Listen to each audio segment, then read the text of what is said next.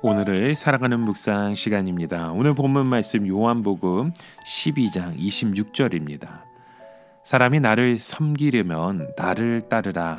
나 있는 곳에 나를 섬기는 자도 거기 있으리니 사람이 나를 섬기면 내 아버지께서 그를 귀히 여기시리라. 자, 오늘 성경 말씀에 보면 예수님께서 자신을 찾아온 헬라인들이 분명히 만났는지 만나지 않았는지는 알 수 없지만 전체적인 이 요한복음 12장 상황을 보게 되면 예수님께서 만나지 않으셨다는 것을 우리는 나중에 알게 됩니다. 왜 예수님께서 그런 헬라인들을 만나지 않으셨을까요? 하나님의 구원에 있어서 유대인들이 먼저였기 때문입니다. 예수님께서는 먼저 유대인들에게 복음을 전하시고 그들 중 성령을 받은 자들로 하여금 헬라인들을 찾아가게 하셨습니다. 그 이유는 헬라인들로 하여금 복음의 빚진 자가 되게 하기 위해서였죠. 예수님께서는 앞으로 세워질 이방인 교회가 교만해질 것을 우려하셨습니다. 그래서 그들을 순서에 있어서 두 번째로 하셨죠. 로마에서도 첫째는 유대인에게요, 또한 헬라인에게라는 말씀을 하십니다. 이 구원에 있어서는 이방인들은 그 순서에 있어서 첫째가 아닙니다. 우리들은 두 번째입니다. 우리들은 원래 하나님 나라 밖에 있던 자들이요, 돌 감람나무와 같은 자들입니다. 도저히 하나님을 믿을 수 없던 자들이 먼저 복음을 받은 자들의 전도로 하나님 나라 안에 초청되어진 것이죠. 그러므로 이방인 교회는 결코 교만할 수 없습니다. 원래 우리는 낄 수 없는 자리에 우리가 들어와 있습니다. 예수님의 왕의 잔치의 비유에서도 유대인들을 먼저 초청하셨죠. 그러나 그들은 이런저런 핑계를 대하면서 그 초청에 응하지 않았습니다. 그래서 화가 난 왕은 거리나 모든 곳에 가서 거지나 아픈 사람을 초청하여 자리를 채우게 합니다. 우리는 바로 그런 자들입니다. 처음 초청에 들어있지는 않지만 두 번째 강권적인 초청에 의하여 하나님 나라에 들어오게 된 사람들입니다. 마치 우리는 불청객과 같은 사람들인 것이죠. 그러기에 우리는 모든 것이 그저 감사할 따름입니다. 하나님께서 유대인들을 먼저 초청하신 것은 그들로 하여금 나중에라도 변명할 거리가 없도록 하시기 위함인 것 같습니다. 즉 자기들이 하나님의 초청을 거절했기 때문에 변명할 아무런 핑계거리가 없는 것이죠. 그러나 우리는 그저 감사해야 할 따름입니다. 하나님께서 구원에 있어서 이런 순서의 차리를 두신 것은 이방인 교회가 항상 겸손해서 하나님의 은혜에서 떨어지지 않도록 하기 위함입니다. 그런 까닭에 우리는 마치 우리가 당연한 권리에 의하여 하나님의 백성이 된 것처럼 교만하게 행하지 않도록 조심해야 합니다.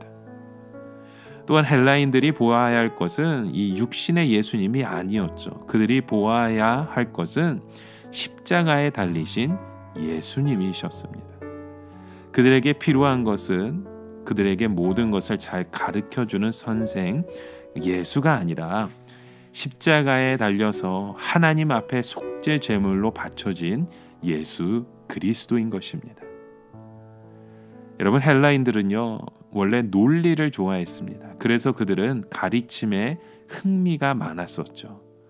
그러나 그들에게 필요한 것은 이론적으로 진리를 배우기 이전에 십자가에 달리신 예수를 믿는 것이 필요했습니다.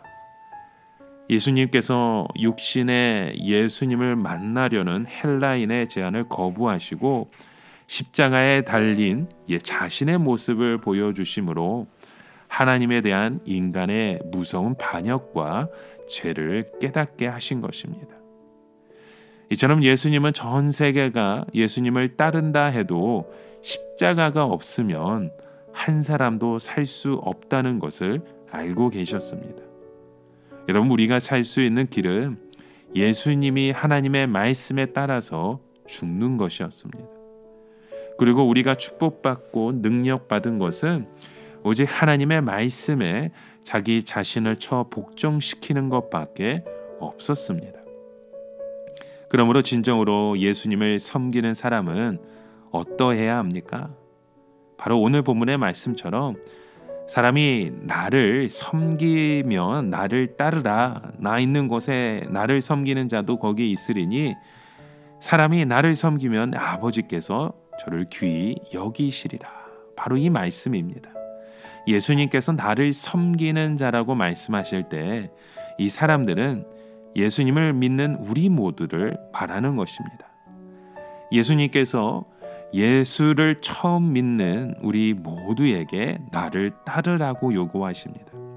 이것은 처음부터 끝까지 예수님께서 가시는 그 길을 따라가는 것입니다. 여러분, 예수님이 가시는 곳이 어디입니까?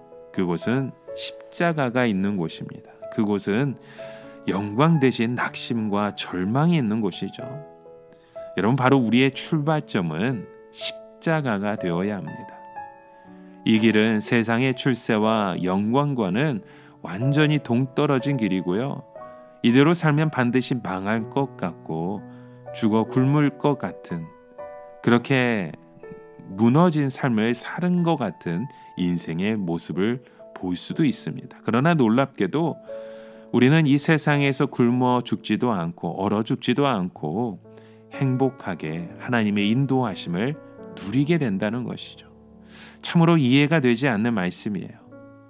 하지만 우리가 분명히 알아야 될 것은 이 세상에서 무능하기 때문에 죽을 수밖에 없는 우리의 상황, 그것 가운데 하나님의 은혜가 흘러 넘친다는 것입니다. 우리는 하나님의 능력으로 살아가기 때문에 결코 망하지 않는다는 것이죠.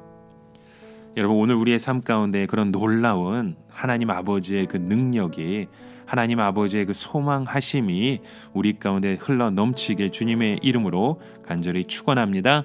함께 기도합니다. 하나님 아버지, 나를 섬기면 나를 따르라.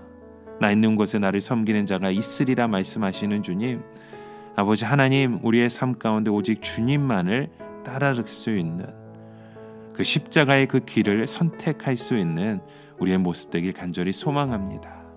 하나님, 그 십자가에서 우리를 살리신 은혜를 함께 경험하며 고백할 수 있는 귀한 삶의 예배자, 그런 모습으로 우리를 인도하여 주시옵소서.